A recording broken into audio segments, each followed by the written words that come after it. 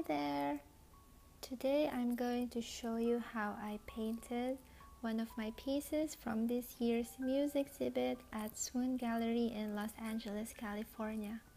This piece I titled "INTRANCE", as for me it illustrates that feeling of being in a hypnotic, dreamlike state. So to begin, I usually start with a skin-based color. Normally I use red tones because it blends well with all the other colors I use. I then spend time on adding a few details on the face features, like the eyes, since it's the main focus of my works. I make sure that I get the initial expression I was aiming for before I work on other parts or areas in the painting. For some reason, I find it difficult to continue working on a piece if I don't like how the face turned out. So I spend a lot of time sketching the face, especially the eyes, and making sure it turns out the way I imagine it to be before I continue with other areas. So after I establish the face, I begin placing light color washes around the elements just to see if the colors I wanted would fit well around it.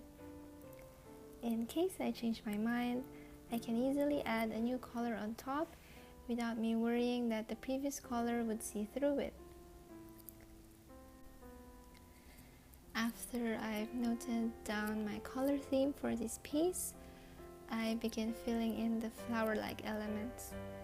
I sometimes like blending colors on the paper itself and watch how watercolor do some of the beautiful effects for you.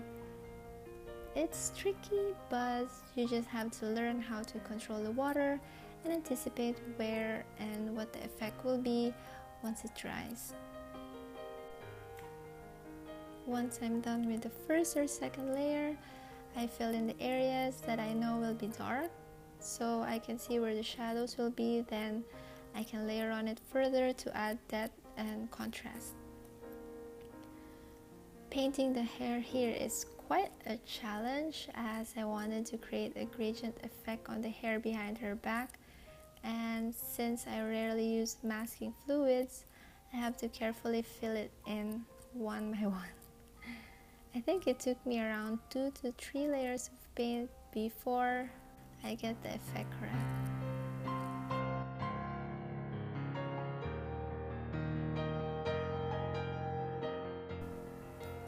As you might have known, watercolor can be unforgiving when you make mistakes, especially when the paint is already dry. So planning is crucial to me. I do several sketches, thumbnails, and I open my references and inspirations before I even start. After I cover the major areas, I fill in the rest of the background and adjust or add in a few details to balance out the entire painting. So that's it. I hope you liked this short video, and if you like to see more behind the scenes on how I work on my piece, you can subscribe to my Patreon page at patreon.com/MargaretHoralesArt. I'm currently working on my reward system, so if you have any feedback on what you would like me to offer, you can email me or message me directly in Patreon. All my other social links, including the materials I used here, are on the description below. And if you like this video, please give it a thumbs up and don't forget to share and subscribe. Thank you, and see you in my next video. Bye!